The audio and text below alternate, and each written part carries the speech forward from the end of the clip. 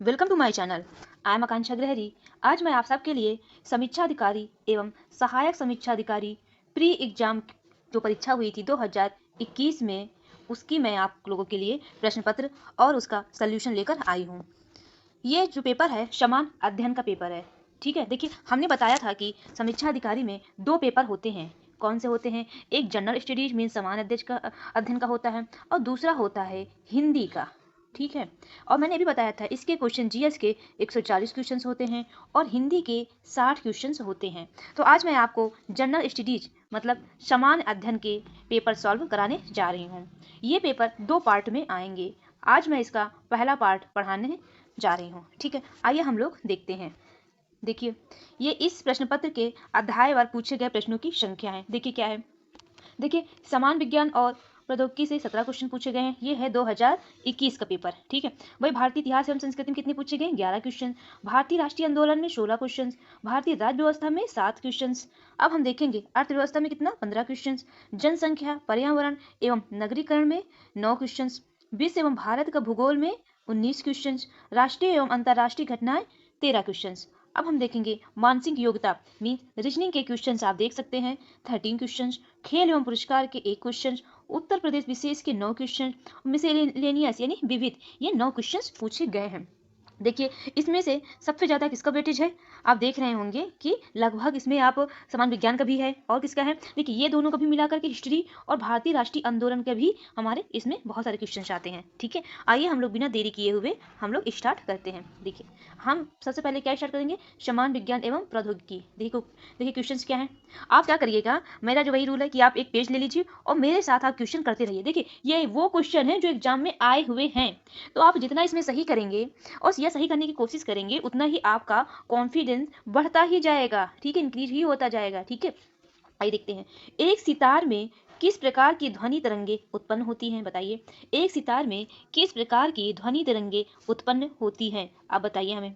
प्रगामी या एवं अनुदैर्घ्य तरंगे, प्रगामी एवं अनुप्रस्थ तरंगे, अप्रगामी एवं अनुदैर्घ्य तरंगे या अप्रगामी एवं अनुप्रस्थ तरंगे। आप हमें इसका आंसर आप बताइए क्या है। देखिए इसका आंसर होगा डी। क्या होगा? डी, अप्रगामी एवं अनुप्रस्थ तरंगे। ठीक है, आप सितार तो देखे होंगे, सितार में क्या होते हैं? स्थिर तरंग, एक इस पॉइंट से ये बंध ही रहती है, केवल हम इसको आगे पीछे ही ऐसे से कर सकते हैं। ठीक है, तो हमारा क्या होगा इसका आंसर?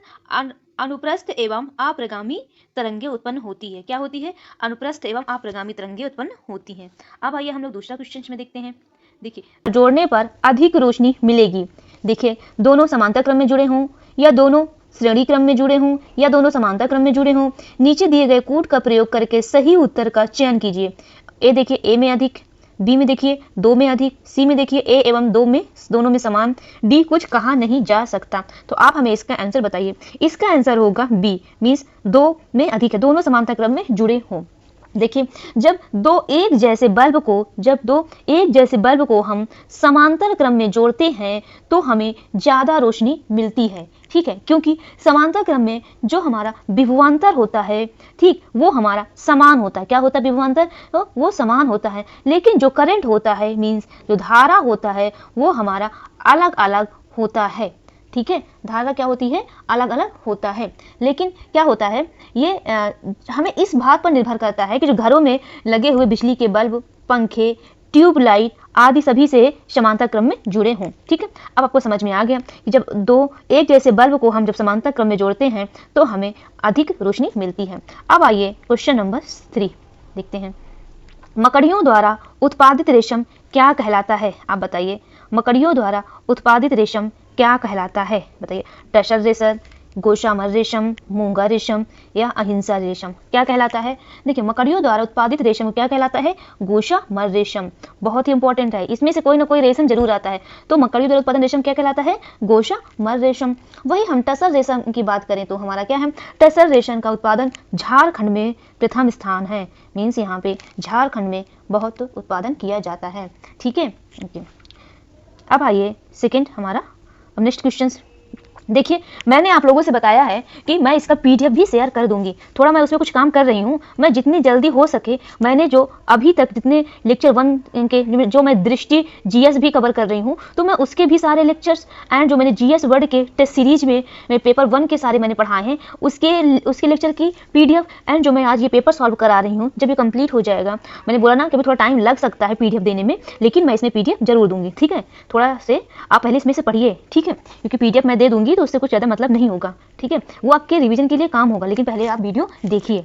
ठीक है, ओके, जितनी जल्दी हो सके मैं पीडीएफ आप लोगों को सेंड करने की कोशिश करूंगी। ठीक है, ओके, देखिए नेक्स्ट क्वेश्चन क्या है। निम्नलिखित युग्मों में से कौन सा सही सुमेलित है? बताइए कौन सा सही सुमेलित है। देखिए चुकंदर ग्लूकोज, शहद ग्लूकोज एवं फ्रैक्टोज, कपास सेलुलोज, दुग्ध लैक्टोज। नीचे दिए गए कूट का प्रयोग करके सही उत्तर का चयन कीजिए। देखिए थोड़ा छोटा कर दे रहे हैं, देखिए क्या है आंसर।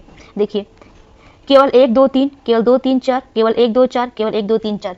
आप हमें इसका आंसर बताइए। बताइए, आप लोग को टाइम दे क्या है, चलिए मैं बता दे रही हूँ क्या है इसका answer. D, answer D.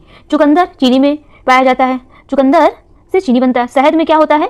Glucose एवं फ्रैक्टोज होता है। कपास सेलुलोज, दुग्ध लैक्टोज। ये आप याद रखिएगा, कई बार क्वेश्चन कई एग्जाम में और भी पूछ लिया गया है। ठीक है, देखिए मैंने अभी बताया था जो प्रीवियस ईयर के क्वेश्चन होते हैं वो कई बार क्या होते हैं, रिपीट होते हैं। इसलिए आप देखिएगा, आप जब 2021, 2017, 2016 ये सब लगाएंगे तो आपको आप जब क्वेश्चन ये वाला आप जब अपना पेपर देंगे तो आपको जरूर क्वेश्चन मिलेंगे। ठीक है, ओके, निम्नलिखित में से कौन सा संबंध सही नहीं है? बताइए कौन सा क्वेश्चन संबंध सही नहीं है, बताइए आप। 1 बाइट बराबर 8 बिट्स, 1 बाइट बराबर 8 बिट्स, 1 किलो बाइट बराबर 1024 बाइट्स, या 1 गीगा बाइट 1024 किलो बाइट्स, या 1 टेरा बाइट बराबर 1024 गीगा बाइट्स। बताइए इनमें हमें बताना है कौन सा सही नहीं है, बताइए। तो देखिए इसका जो हमारा आंसर होगा, आंसर नंबर हमारा सी, क्या हो जाएगा? सी। जो 1 गीगाबाइट होता है वो 10 से 24 मेगाबाइट होता है। क्या होता है? मेगाबाइट होता है, ना कि किलो बाइट। ठीक है, आप याद रखिएगा। वही हमारा टेराबाइट हमारा क्या है? 224 गीगाबाइट। अब याद कर लिए किलो बाइट्स क्या होते हैं? 224 बाइट्स। ठीक है, ओके। निम्नलिखित में से कौन सा कथन सही नहीं है? देखिए मनुष्य का कान 1000 हर्ट्ज पर सबसे सुग्राही होता है। मनुष्य की आंख लाल रंग के लिए सबसे अधिक सुग्राही होती है। सुनने की क्षमता 1/10 सेकंड होती है। दृष्टि की क्षमता 1/16 सेकंड होती है। बताइए कौन सा इसमें सही नहीं है? देखिए कई बार क्या होता है, आप क्वेश्चंस लगाते हैं लेकिन नहीं देखते हैं, आप सही वाला टिक कर देते हैं, जिससे आपके क्वेश्चंस गलत हो जाते हैं। अब आइए इसका आंसर हमारा क्या हो जाएगा? 6 का बी। क्या हो जाएगा? 6 का बी।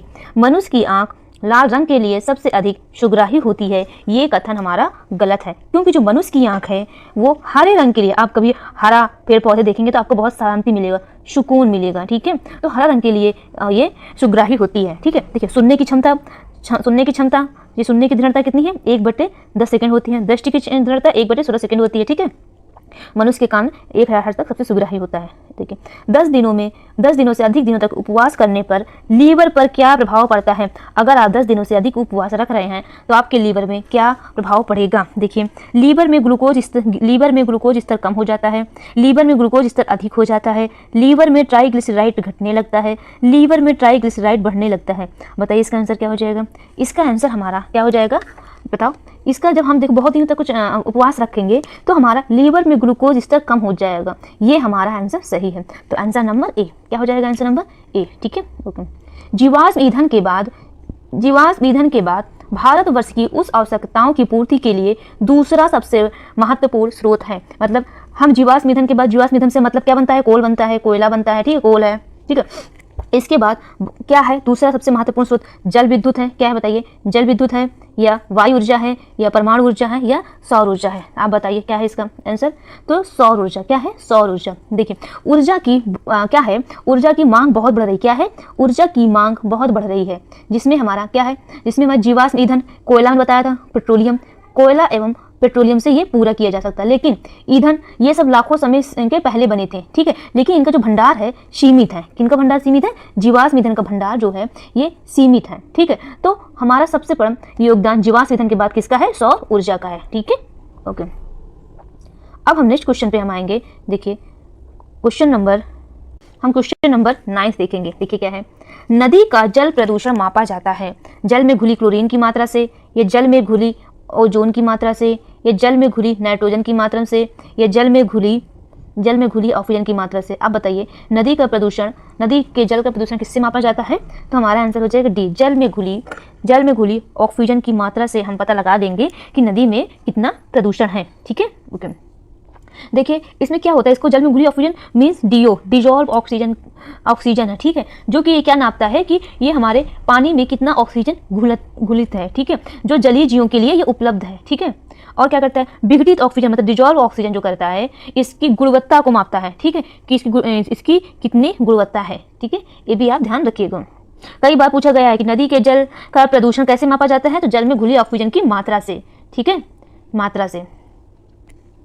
अब आइए नेक्स्ट क्वेश्चन में, क्वेश्चन नंबर 10। हाइड्रोजन सल्फाइड प्रदूषक का मुख्य स्रोत क्या है?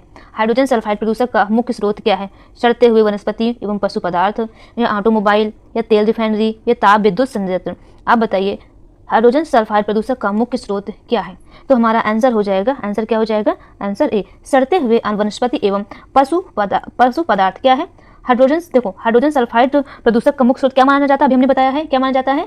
सड़ते हुए वनस्पति एवं पशु पदार्थ। ठीक है, और क्या होता है देखिए, यह मानव एवं पशु अपशिष्टों के जीवाणु अपघटन के द्वारा भी बनता है। ठीक है, किससे बनता है? जो मानव एवं पशु अपशिष्ट पदार्थों के विघटन से भी बनता है। ठीक है, ओके।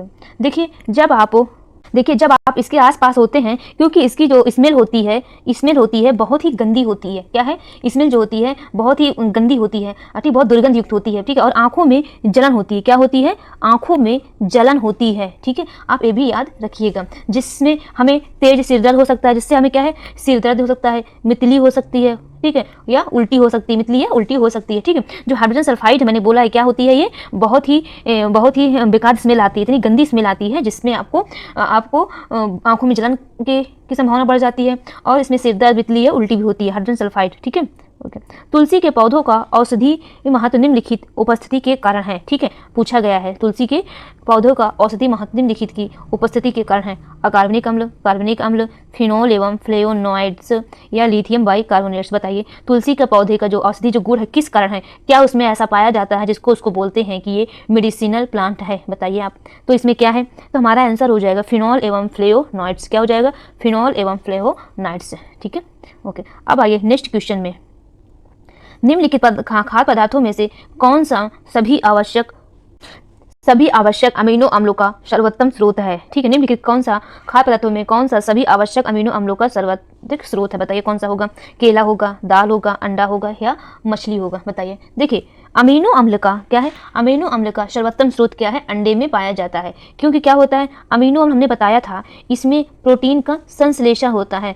अमीनो एसिड में क्या होता है? अमीनो अम्ल या अमीनो एसिड में प्रोटीन का संश्लेषण होता है, मीन्स इसमें प्रोटीन बनती है। क्या है? प्रोटीन हमारा बनते हैं। ठीक है, प्रोटीन जो कि हमारे शरीर के लिए एक बहुत ही इंपॉर्टेंट सोर्स होता है। तो इनमें से प्रोटीन सबसे ज़्यादा कौन सा सर्वोत्तम स्रोत है? अंडा का। देखिए प्रोटीन दाल भी पाई जाती है, मछली भी पाई जाती है। ठीक है, ओके। निम्नलिखित में से कौन सा वक्तव्य सही नहीं है? ईमेल। ठीक है, ईमेल क्या है? ईमेल इलेक्ट्रॉनिक मेल को प्रदर्शित करता है। बताइए। www वर्ल्ड वाइड वेब को संदर्भित करता है, नहीं पूछा है। CPU कंट्रोल प्रोसेसिंग यूनिट को संदर्भित करता है। ALU अर्थमेटिक लॉजिक यूनिट को वो संदर्भित करता है। बताइए आप इसका आंसर क्या हो जाएगा? आंसर नंबर 13 का आप हमें बताइए क्या हो जाएगा?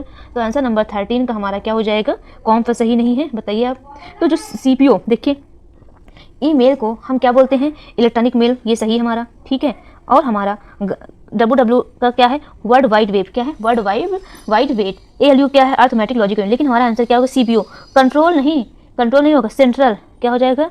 Central processing unit. देखिए आप सी से भी आप कंफ्यूजन की वजह से कंट्रोल भी लगा सकते थे। ठीक है, ओके। भारत में पहला रबर टायर आधारित मेट्रो कहाँ बनाया जा रहा है? बताइए। भारत में पहला रबर टायर आधारित मेट्रो कहाँ बनाया जा रहा है? ये कहाँ बनाया जा रहा है? पहला है, देखो पहला है तो ध्यान रखिए। तो भारत का पहला मेट्रो जो बनाया जा रहा है न्यू महाराष्ट्र के नासिक में। कहाँ पे बनाया जा रहा है? महाराष्ट्र के नासिक में। ये नासिक कहाँ आता है? महाराष्ट्र में आता है। ठीक है, ओके। तो हमारा आंसर क्या हो जाएगा? Answer number D. क्या हो जाएगा हमारा आंसर नंबर डी? ठीक है, अब हम नेक्स्ट क्वेश्चन नंबर 15। काशी लालिमा। क्या है? काशी लालिमा निम्नलिखित में से किस फसल की प्रजाति है? किस फसल की प्रजाति है? गाजर, भिंडी, प्याज, टमाटर। बताइए। जो काशी लालिमा है ये किसकी प्रजाति है? आप बताइए। जो काशी लालिमा है किसकी प्रजाति है? भिंडी की। किसकी प्रजाति है?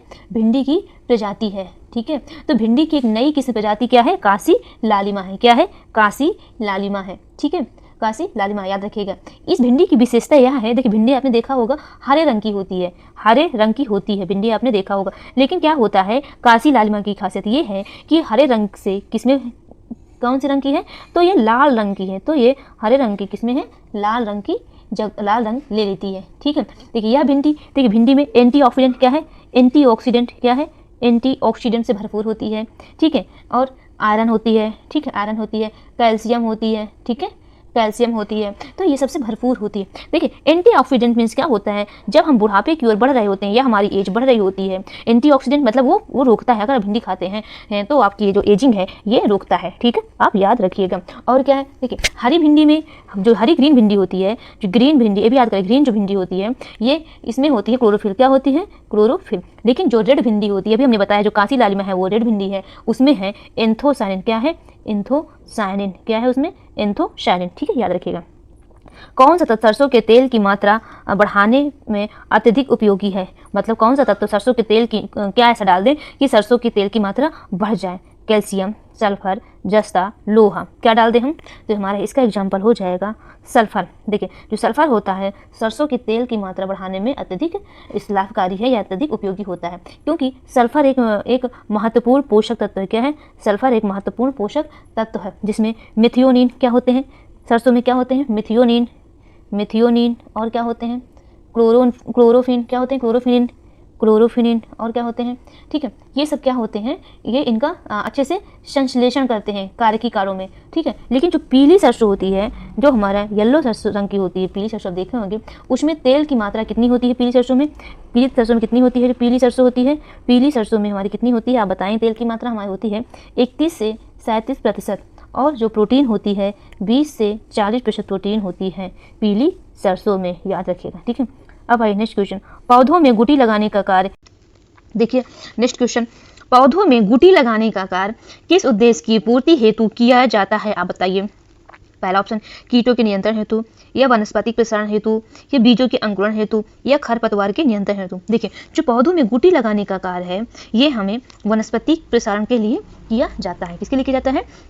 वनस्पति प्रसारण के लिए किया जाता है।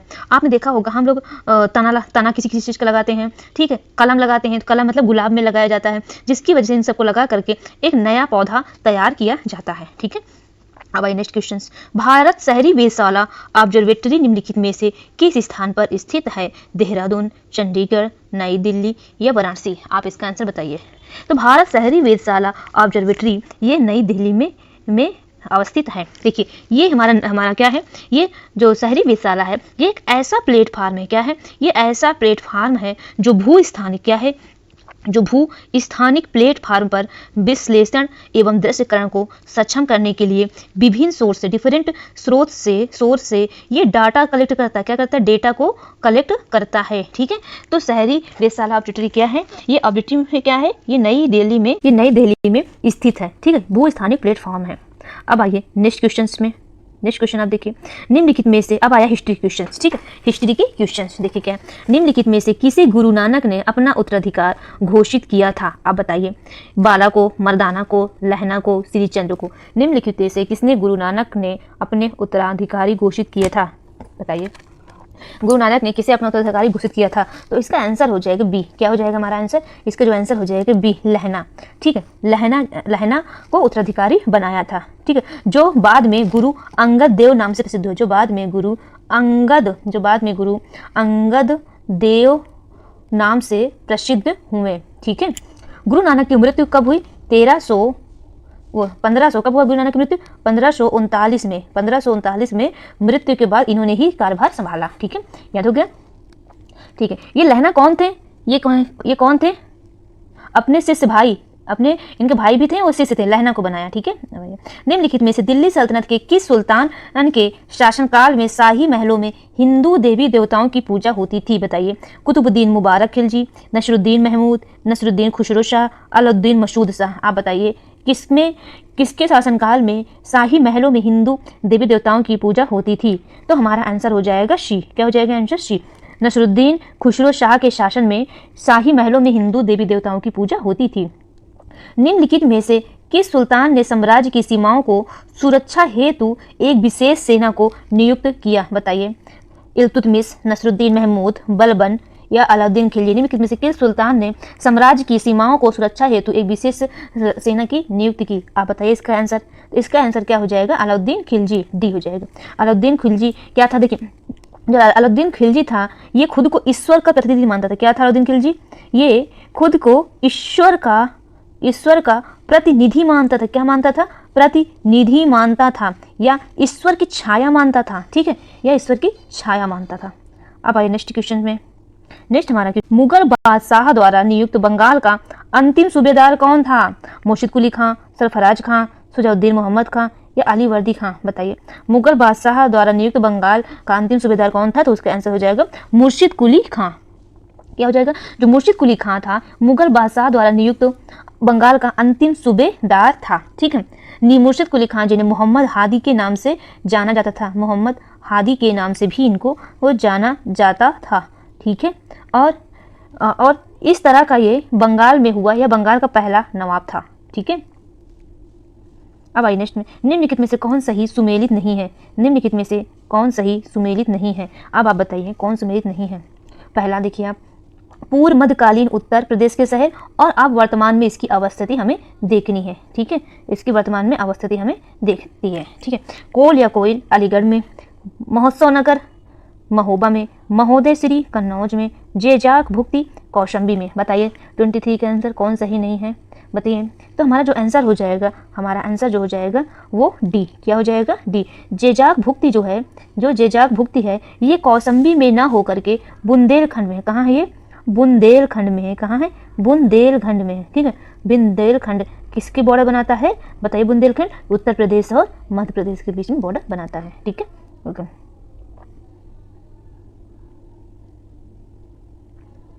वर्तमान उत्तर प्रदेश में भारत के प्राचीनतम 16 महाजनपद में से कुल कितने जनपद स्थित हैं? उत्तर प्रदेश में कितने जनपद है? देखिए 16 जनपद थे, उनमें से उत्तर प्रदेश में कितने हैं? तो उत्तर प्रदेश में हमारे कितने हैं? 8 हैं। कितने हैं? 8 हैं। कितने हैं? 8। याद रखिए कौन कौन से हैं? मल्ल हैं। ठीक है, मल्ल हो गया, काशी हो गया, कौशल हो गया, वत्स हो गया, चेदी हो गया। ठीक है, चेदी हो गया, पंचाल हो गया, और शूरसेन हो गया, और कुरु हो गया। ठीक है, तो कितनी कितनी बार रिपीट कर देती हूँ। मल्ल, काशी, कौशल, वत्स, चेदी और पंचाल, शूरसेन, कुरु। ठीक है, याद रखिएगा। अब हम नेक्स्ट क्वेश्चन देखेंगे। देखिए क्वेश्चन क्या है? जा दिन, देखिए क्या है? जा दिन जन्म भयो का धरती धसी 2.5 हाथ। निम्नलिखित में ये क्या है? लोकोक्ति क्या है? जा दिन जन्म भयो का धरती धसी 2.5 हाथ। उपयुक्त लोकोक्ति का संबंध उत्तर प्रदेश की किस ऐतिहासिक विभूति से है? आप बताइए। क्या है? विद्याधर, आल्हा, माहिल या परमार्दरी? क्या है? बताइए। ये है जो हमारा क्या है? ये आल्हा है। क्या है? आल्हा है। ठीक है, आंसर नंबर सी। ठीक है, आल्हा है। निम्नलिखित में से किन राजाओं को जनता द्वारा प्रत्यक्ष रूप से चुना गया? बताइए। कौन से राजा थे जिनको प्रत्यक्ष रूप से चुना गया था? हर्षवर्धन, गोपाल, यशुवर्मन, नंदीवर्मन, पल्लोमल। कौन से थे? बताइए इसका आंसर। इसका आंसर कौन से थे? नीचे कूट दिया गया है, एक मिनट छोटा कर दे रहे हैं तो आपको दिखाई दे। देखिए कूट क्या है हमारा। देखिए केवल 1 2 4, केवल 2 3 4, केवल 2 4, केवल 2 3। अब बताइए इसका आंसर। तो इसका आंसर हो जाएगा 2 4, मतलब आंसर नंबर सी। क्या हो जाएगा हमारा answer number C? Answer number C. 2 4 means Yashovarman और नंदीवर्मन हैं। ठीक है, जिन्हें हमें किसके द्वारा चुना गया था? जिसे हमें। अब हम लोग नेक्स्ट क्वेश्चंस देखते हैं। क्या है? निम्नलिखित में से कौन सुमेलित नहीं है? बताइए। विदेशी यात्री क्या है? भारत भ्रमण वर्ष हम देखेंगे कि विदेशी यात्री हैं और भारत भ्रमण वर्ष कब किए थे। देखिए जो फाइहान है कब किया था? 399 से 414 से ईस्वी तक। ह्वेनसोंग जो था ये कब किया गया था? 629 से 645 ईस्वी। सिंह था ये कब किया था? 679 से 695 ईस्वी तक। जो अल मसूदी था उसने कब किया था? 957 या 957। अब आपको बताना है कि इनमें से कौन सा सही नहीं है। तो जो हमारा आंसर हो जाएगा आंसर नंबर सी, इत्सिंग। जो इत्सिंग है, इत्सिंग एज हमारा आया है 671 से 695 के बीच में इत्सिंग आया है। कब आया है? 671 से 695 के बीच में इत्सिंग आया है। वही ऑल ऑफ इनमें से सब सही हैं। ठीक है, अब हम देखेंगे नेक्स्ट क्वेश्चंस। आइए हम लोग देखते हैं क्वेश्चन नंबर 28। देखिए, उत्तर प्रदेश की सांस्कृतिक विरासत के संदर्भ में निम्नलिखित कथनों में से कौन सा कथन सही है? बताइए। इस प्रदेश में अनेक उत्खनन स्थलों से वैश्विक संदर्भ में कृषि के प्राचीनतम प्रमाण प्राप्त हुए हैं। सेकंड देखिए, प्राचीनतम प्राप्त कृषि अन्न, जौ और धान है। कौन सा उत्तर सही है? आप ये देखिए, पूरा क्वेश्चन आप देखिए, पूरा क्वेश्चन ये है। ठीक है, अब आप इसको अच्छे से देख सकते हैं। ठीक है, सब है। अब बताइए कौन सा आंसर आपका सही है? तो आंसर केवल ए, एक हमारा केवल सही है। ठीक है, क्या सही है? इस प्रदेश के अनेक उत्खनन पुरस्थलों से वैश्विक संदर्भ में कृषि के प्राचीनतम साक्ष्य मिले हैं। ठीक है, प्राचीनतम साक्ष्य मिले हैं। बट बी वाला गलत क्यों है? इसमें धान नहीं होगा, जौ और गेहूं पसंद करते थे, गेहूं पसंद करते थे। ठीक है, अब आइए नेक्स्ट क्वेश्चन। कानपुर उत्तर प्रदेश स्थित भीतर गांव मंदिर के शब्द में निम्नलिखित कथनों में से कौन सा कथन सही है? इस मंदिर का निर्माण 5वीं शताब्दी से 6वीं शताब्दी के मध्य हुआ। ईंटों से निर्मित यह भारत के प्राचीनतम मंदिरों में से एक है। अब बताइए, जो भीतर गांव मंदिर है कानपुर में, ठीक है, कानपुर उत्तर प्रदेश में, उसमें कौन सा सही है? आप इसका देखिए, ऑप्शन क्या है? ऑप्शन है केवल एक, केवल दो, केवल ना तो एक ना तो दो, या दोनों। बताइए इसका क्या हो जाएगा आंसर? इसमें जो आंसर हो जाएगा हमारा क्या हो जाएगा? दोनों। जो ये स्टेटमेंट दिया है कि इस मंदिर का निर्माण 5वीं शताब्दी से 6वीं शताब्दी के मध्य हुआ, ये भी सही है। ईंटों से निर्मित या भारत के प्राचीनतम मंदिरों में से एक है, तो ये दोनों कथन सही है। तो ऑप्शन नंबर सी हमारा सही है। अब आइए क्वेश्चन नंबर 30। हम भारतीय राष्ट्रीय आंदोलन, ठीक है, इनमें से क्वेश्चन आए थे, देखिए। निम्नलिखित घटनाओं पर विचार कीजिए और कालानुक्रम के अनुसार व्यवस्थित कीजिए। बताइए। देखिए, ऐसे क्वेश्चंस बहुत आते हैं कि जिनके आपको 4 ऑप्शन दे दिया जाएगा और फिर पूछेगा कि इन घटनाओं को कालक्रमानुसार व्यवस्थित करिए। ठीक है, देखिए क्या है। पहला, करजन वैली की हत्या, खुदीराम बोस को मृत्युदंड, बाल गंगाधर तिलक द्वारा केसरी समाचार पत्र का प्रारंभ, ठीक है, अबुल कलाम आजाद द्वारा अल हिलाल समाचार पत्र का प्रारंभ। बताइए इनमें से कौन सा उत्तर सही है? अब बताइए, करजन वैली की हत्या कब की गई थी? आपको पता है? बताइए, करजन वैली की हत्या कब की गई थी? खुदीराम बोस को मृत्युदंड कब दिया गया था? ठीक है, देखिए, खुदीराम बोस को फांसी पे लटका दिया गया था। तो कब लटकाया गया था खुदीराम बोस को? 9 से 8 में खुदीराम बोस को फांसी पर लटका दिया गया था। ठीक है, कहाँ लटकाया गया था? मुजफ्फरपुर जेल में लटका दिया गया था। ठीक है, और देखिए वही 1909 में क्या है हमारा, देखिए, खुदीराम बोस को मृत्युदंड कब दिया गया था? 9 से 8 में दिया गया था। वही जो करजन वैली की जो हत्या की गई थी, ये हमारा जो की गई थी ये 1900 कब की गई थी? ये 1909 में की गई थी। ठीक है, इनके जो करजन वैली की हत्या की गई थी, ये किसने की थी? ये बहुत ही फेमस है। आप इसका आंसर में कमेंट बॉक्स में लिखिए, किसने दी थी करजन वैली की हत्या? किसने की थी? ये 909 में हुई थी। इसमें किसने की थी? मदन लाल ढींगरा ने उनको गोली मार दी। करजन वैली को मदन लाल ढींगरा ने गोली मार दी। वही खुदीराम बोस को मुजफ्फरपुर जेल में फांसी दे दी गई थी 1908 में। बाल गंगाधर तिलक द्वारा केसरी 1881 में निकाला गया था, जो कि ये जो केसरी है मराठी में प्रकाशित होता था। किसमें? मराठी भाषा में प्रकाशित होती थी। अबुल कलाम आजाद द्वारा अल हिलाल समाचार जो कि है ये 1912 में इसका प्रारंभ हुआ। ठीक है, 1912 में प्रारंभ हुआ। अल हिलाल का किसने किया? अबुल कलाम आजाद। तो हमारा आंसर क्या हो जाएगा? तो पहला हमारा क्या है? 3। तो 3 किसमें है? इसमें है, तो हम 3 है। फिर इसके बाद क्या आ जाएगा? सेकेंड। ठीक है, तो हमारा कौन सा आंसर हो जाएगा? ए। ठीक है, अब हम क्वेश्चंस देखेंगे 31। उत्तर प्रदेश के विभिन्न स्थानों में आयोजित भारतीय राष्ट्रीय कांग्रेस के अधिवेशन के संदर्भ में सूची फर्स्ट के सूची सेकंड से सुमेलित कीजिए तथा नीचे दिए गए कोड का सही प्रयोग करके उत्तर का चयन कीजिए। मेरठ, बताइए मेरठ का क्या वर्ष है?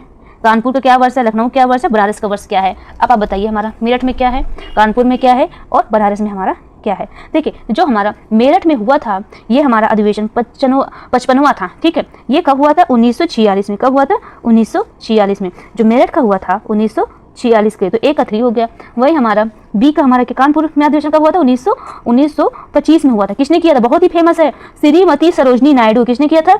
सरोजनी नायडू। कई बार पूछा गया एग्जाम में। ठीक, वही हमारा लखनऊ अधिवेशन, जो हमारा लखनऊ अधिवेशन था, इसमें किसने किया था?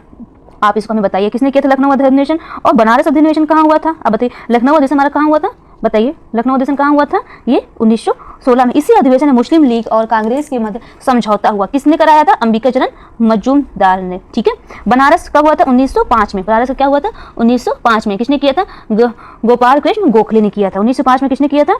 अध्यक्ष गोपाल कृष्ण गोखले ने किया था। याद रहेगा? ठीक है, ओके। अब आइए नेक्स्ट क्वेश्चन।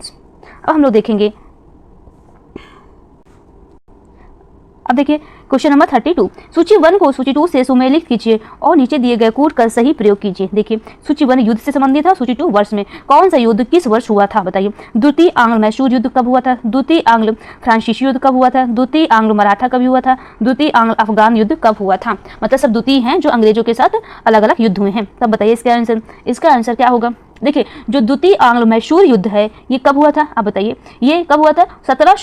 1780 से 84 के बीच में। एक 2। देखिए एक मिनट आपको ऑप्शन भी दिखे, अब दिख रहा है। देखिए द्वितीय आंग्लो मैसूर युद्ध कब हुआ था? तो 1 2। तो आपको देखो अगर एक ही आपको आता है तो आपका आंसर क्या हो जाएगा? 32 का 1। अब द्वितीय आंग्लो फ्रांसीसी युद्ध कब हुआ था? 1750 से 1754 में। द्वितीय आंग्लो मराठा युद्ध कब हुआ था? 1803 से 1805 में। द्वितीय आंग्ल अफगान युद्ध कब हुआ था? 1878 से 1880 के बीच में। ठीक है, ओके। अब आइए नेक्स्ट क्वेश्चन। नीचे 2 कथन दिए गए हैं, एक को कथन ए और दूसरे को कारण कहा गया है। देखिए कथन क्या है? भारतीय प्रश्नों पर विवेचना के लिए दादा भाई नौरोजी ने 1866 में लंदन में ईस्ट इंडिया एसोसिएशन का गठन किया। बताइए भारतीय प्रश्नों पर विवेचना के लिए दादा भाई नौरोजी ने 1866 में लंदन में ईस्ट इंडिया एसोसिएशन का गठन किया। अब हम देखते हैं इसका कारण क्या है। इसका कारण क्या है? वह ब्रिटिश जनमानस को प्रभावित करना चाहते थे। अब बताइए इसका आंसर क्या होगा? निम्नलिखित कूट का सही उत्तर का चयन कीजिए। ए सही है किंतु आर गलत है, ए गलत है किंतु आर सही है, ए और आर दोनों सही है और आर ए की सही व्याख्या है, ए और आर दोनों सही हैं और आर ए की व्याख्या नहीं है। अब बताइए इसका आंसर क्या है? क्या दोनों कथन और कारण सही हैं या गलत है? आप हमें बताइए क्या होगा इसका आंसर? 33 का सी। ए और आर दोनों सही है लेकिन आर रीजन है, ए की व्याख्या क्या है? ए और आर दोनों सही है और आर ए की सही व्याख्या क्या है? सही व्याख्या है। ठीक है। क्या हुआ था? ईस्ट इंडिया एसोसिएशन की स्थापना 1866 ईस्वी में लंदन में दादा भाई नौरोजी ने ही की थी। ठीक है। यह भारतीय मामलों में विचारों पर चर्चा करके भारतीयों को सरकार के लिए एक प्रतिनिधित्व करना, मतलब ये क्या करती थी सरकार के लिए एक मंच प्रदान करने की कोशिश करती थी। ठीक है। ये क्या करते थे वहाँ पे इन्होंने क्या किया? एक गठन तो किया, इसलिए गठन किया क्योंकि ये क्या करते थे कि वहाँ पे ये लोगों को क्या कर सके, वहाँ पे ये एक मंच प्रदान कर सके। ठीक है। ब्रिटिश जनमानस को प्रभावित किया। दोनों सही हैं। निम्नलिखित घटना को पर विचार कीजिए और इन्हें कालक्रमानुसार व्यवस्थित कीजिए। लाला हरदयाल द्वारा गदर पार्टी की स्थापना की गई। बताइए गदर पार्टी की स्थापना कब हुई है? गोपाल कृष्ण गोखले द्वारा सर्वेंट्स ऑफ इंडिया सोसाइटी की स्थापना हुई है। ठीक है। हिक्की के बंगाल गजट का प्रकाशन, सर विलियम जोन्स द्वारा बंगाल एशियाटिक सोसाइटी की स्थापना। अब आप बताइए इसका हमारा क्या होगा? देखिए कूट देख लीजिए आप, मैं छोटा कर दे रही हूँ। ये देखिए क्या हमारे सही उत्तर बताइए। 34 का क्या हो जाएगा हमारा? बी। 3 4 पहले क्या हो जाएगा? कालक्रम में बताया ना, 3 4 सेकंड फर्स्ट क्या हो जाएगा? पहला हमारा क्या आ जाएगा? 3। हिक्की के बंगाल गजट का प्रकाशन। हिक्की का बंगाल गजट कब हुआ है? कब प्रकाशित हुआ है? आपको पता है? तो हिक्की का जो बंगाल गजट है ये हमारा प्रकाशित जो हुआ है 1780 में हुआ। कब हुआ है? 1780 में। ठीक है। ये भारत का प्रथम प्रमुख समाचार है। ठीक है। जिसका प्रकाशन बंगाल से ही होता है। प्रथम समाचार, याद रखिएगा, प्रथम समाचार पत्र है। ठीक है। और क्या है दूसरा हमारा? चौथा हमारा क्या? सर विलियम जोन्स द्वारा बंगाल एशियाटिक सोसाइटी की स्थापना। तो बंगाल एशियाटिक सोसाइटी की स्थापना जो है सर विलियम जोन्स ने किया। ये भी सही है। ये कब हुआ है हमारा? 1784 में। कब हुआ है? 1784 में हुआ है। ठीक है, ओके। और हम लोग क्या? गोपाल कृष्ण गोखले ने इन्हें कब किया था? बहुत ही इजी क्वेश्चन है। 1905 में किया था। गोपाल कृष्ण गोखले ने सर्वेंट्स ऑफ इंडिया सोसाइटी की स्थापना पूरे महाराष्ट्र में की गई थी। ठीक है। पूरे महाराष्ट्र में की गई थी। ठीक है। इसका क्या उद्देश्य था? गोपाल कृष्ण गोखले द्वारा सर्वेंट्स ऑफ इंडिया सोसाइटी की स्थापना की थी। इसका उद्देश्य क्या था? इसका जो उद्देश्य था सार्वजनिक जीवन के लिए प्रशिक्षित करना। क्या उद्देश्य था? सार्वजनिक जीवन के लिए प्रशिक्षित करना। वही लाला हरदयाल की बात करें तो कितना हुआ? अभी हमने बताया था एक बार, 1913। ठीक है, 1913। ओके। अब हम लोग आते हैं नेक्स्ट क्वेश्चन में। आइए, ब्रिटिश उपनिवेशवाद के विरुद्ध क्या है? ब्रिटिश उपनिवेशवाद के विरुद्ध भोजपुरी में लोकप्रिय कविता फिरंगियाँ लिखने वाले कवि का नाम क्या था? मनोरंजन, रंजन प्रसाद, त्रिलोकी सिंह, राजेंद्र और पांडे। बताइए ब्रिटिश उपनिवेश के विरोध भोजपुरी में लोकप्रिय कविता फिरंगियाँ लिखने वाले कवि का नाम क्या था? मनोरंजन था। ऑप्शन नंबर 1 क्या नाम था? मनोरंजन था। ठीक है। अब आइए, फोर्ट विलियम कॉलेज कलकत्ता के संदर्भ में निम्नलिखित में से कौन सा कथन सही है? अब बताइए इसका क्या कथन सही है? इसकी स्थापना 10 जून 1800 ईस्वी को कलकत्ता के फोर्ट विलियम कॉम्प्लेक्स में हुई थी। इसकी स्थापना का मुख्य उद्देश्य ब्रिटिश अधिकारियों को भारतीय भाषाओं की शिक्षा देना था। क्या था इसका मुख्य उद्देश्य? क्या था इसका मुख्य उद्देश्य? ब्रिटिश अधिकारियों को भारतीय भाषाओं की शिक्षा देना था। अब बताइए इसमें कौन सा सही? केवल ए, केवल दो, या एक और दो, या ना तो एक ना तो बी। तो इसमें हमारा कौन सा आंसर सही होगा? अब बताइए, जो इसका आंसर होगा तो आंसर नंबर बी। क्या है? बी। ठीक है, इसका नंबर बी। ठीक है, जो हमारा फोर्ट विलियम, जो हमारा ये क्या था, जो हमारा कलकत्ता के में फोर्ट विलियम कॉम्प्लेक्स हुई थी, ये 10 जून को नहीं 10 जुलाई को, याद रखिएगा 10 जून को नहीं 10 जुलाई 1800 में करी गई थी। ठीक है, इसीलिए हमारा ऑप्शन 2 बस सही है। ठीक है, अब हम देखेंगे नेक्स्ट क्वेश्चन। ब्रिटिश भारत में सैन्य बल पर, हो सकता है आपको ठीक से दिख ना रहा हो तो मैं आपको पढ़ दे रही हूँ, आप उसे ध्यान दीजिएगा। ब्रिटिश भारत में सैन्य बल पर केंद्रीय राजस्व का कुल कितना प्रतिशत व्यय होता था? 40%, 45%, 50% या 55%? तो हमारा कितना होता था? 40%। जो ब्रिटिश भारत में सैन्य बल पर केंद्रीय राजस्व का कुल 40% व्यय होता था। कितना प्रतिशत होता था?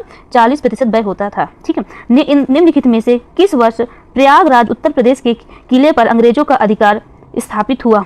बताइए, 1790 पे, 1792 में, 1796 में या 1797 में? तो इसका आंसर है 1797 में। ठीक है, 1797 में प्रयागराज उत्तर प्रदेश के किले पर अंग्रेजों का अधिकार प्राप्त हुआ। ठीक है, और 1798 में एक काम हुआ है।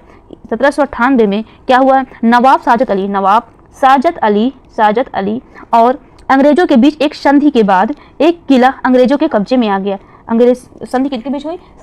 नवाब जो थे साजत अली और राजा के बीच एक संधि हुई, जिसमें अंग्रेजों को एक किला दे दिया गया। मीन्स जो एक किला था वो क्या हो गया? वो अंग्रेजों के कब्जे में आ गया। ठीक है, ओके। नेक्स्ट क्वेश्चन, 18वीं शताब्दी के उत्तरार्ध में किसे प्रायः कंपनी बहादुर की शानो शौकत का स्थानीय प्रतिनिधि कहा जाता था? कोतवाल, दारोगा, अमला, जमींदार? अब आप बताइए, 18वीं शताब्दी के उत्तरार्ध में किसे प्रायः कंपनी बहादुर की शानो शौकत का स्थानीय प्रतिनिधि माना जाता था? तो हमारा आंसर क्या है? दारोगा को। ठीक है, दारोगा को। जो दारोगा का सृजन किया गया है वो लॉर्ड कॉर्नवालिस ने किया था। किसने किया था? लॉर्ड कॉर्नवालिस ने किया था। ठीक है, लॉर्ड कॉर्नवालिस ने किया था। निम्नलिखित घटनाओं पर विचार कीजिए और उन्हें कालक्रमानुसार व्यवस्थित कीजिए। भारतीयों द्वारा चीनी उद्योग का विकास, रिषड़ा में प्रथम जूट मिल का प्रारंभ, भारत में स्टील का प्रथम बल्क उत्पादन, बंबई में कपड़ा मिल का प्रारंभ। ठीक है, अब इसको देखिए कितने क्वेश्चन पूछे गए हैं, देखिए आप। ठीक है, कितने क्वेश्चन पूछे गए हैं, इसका आप आंसर देखिए। तो भारतीयों द्वारा चीनी उद्योग का विकास जो हुआ है, जो भारतीयों द्वारा चीनी उद्योग का जो विकास हुआ है, ये हमारा कब विकास प्रारंभ हुआ है?